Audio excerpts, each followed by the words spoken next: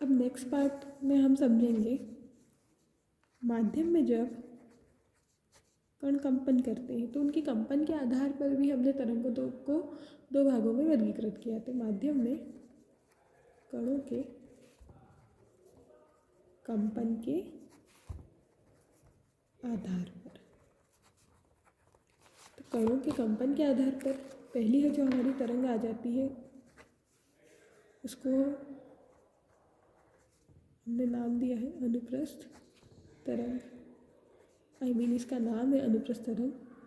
इसको इंग्लिश में बोलते हैं हम ट्रांसवर्स वेव। अब ट्रांसवर्स वेव या अनुप्रस्थ तरंग होती क्या है? बेसिकली ट्रांसवर्स वेव या अनुप्रस्थ तरंगों में जो भी माध्यम के उपस्थित कण होंगे और तरंग संचरण की दिशा होगी वो एक दूसरे के लंबवत होंगी। तो एक तरंग बना लेते हैं हम प्यारी सी।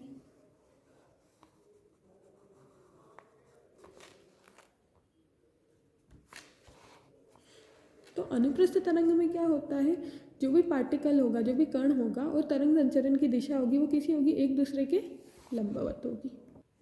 तो जब कोई तरंग किसी माध्यम से गुजरती है तो माध्यम के अवयवी कण अपनी माध्य स्थिति के दोनों ओर कंपन करते हैं। यदि इन कंपन की दिशा तरंग संचरण के लंबवत है तो तरंग को अनुप्रस्थ कह देंगे। कहने का मतलब वही है कि माध्यम से कोई एक तरंग निकली, वहाँ पे भी कण उपस्थित है और वह अपनी माध्य स्थिति के दोनों ओर दोलन कर रहे हैं या कंपन कर रहे हैं, तो वह दोलन करते हुए अपनी ऊर्जा का कुछ भाग पास वाले अणु को दे देंगे। और हाँ, हमें देखना यहाँ पे ये है, मेन इसकी बात ये है कि जो तरंग संचरण की दिशा है और कंपन कर रहे जो कण हैं वो दोनों एक दूसरे के कैसे होने चाहिए, परपेंडिकुलर होना चाहिए, लंबवत होना चाहिए, तभी इस तरंग को हम क्या बोल पाएंगे, अनुप्रस्थ तरंग। इसमें जो ये वाला हिस्सा होता है इस वेव का, ये वाला पार्ट, इसको हम बोलते हैं श्रृंग, इसको बोलते हैं हम गर्त। इस वाले हिस्से को जो अधिकतम दूरी होती है निचले हिस्से की, कंपन करते हुए जब भी कोई पार्टिकल कंपन करेगा तो वह अधिकतम दूरी अप सेक्शन में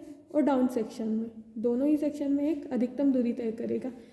इस वाले पार्ट को हम बोल देते हैं श्रृंग और इस वाले पार्ट को हम बोल देते हैं गर्त।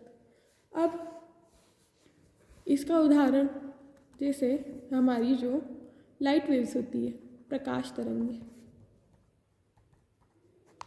वह एक प्रकार से अनुप्रस्थ तरंग मानी जाती है, क्योंकि यहाँ पे यही कॉन्सेप्ट लगता है कि इसमें कण की जो दिशा होती है वो तरंग संचरण के लंबवत होती है। या हम किसी डोरी को खींचे और धागे में विक्षोभ आए तो वह विक्षोभ भी लंबवत होगा। तो इस प्रकार से यहाँ पे जो डोरी को खींचने से धागे में विक्षोभ हुआ है वह भी जो है हमारी अनुप्रस्थ तरंग का उदाहरण होता है। अब जब भी तरंग गति करती है तो तरंग गति में होता क्या है, हम यहाँ पे एक तरंग बनाए, यहाँ पे एक श्रृंग बनेगा, इस यहाँ पे एक गर्त बनेगा, फिर यहाँ पे पीक से पीक तक की बीच की दूरी, इसको हम बोलते हैं तरंग दैर्घ्य, इसको हम दिखाते हैं लैम्बडा से। अब मान लिया किसी तरंग का यहाँ पे फॉर्मेंटेशन हुआ तो यहाँ पे ये जो अधिकतम दूरी है इसकी, ये उसका आयाम कहलाएगी, आयाम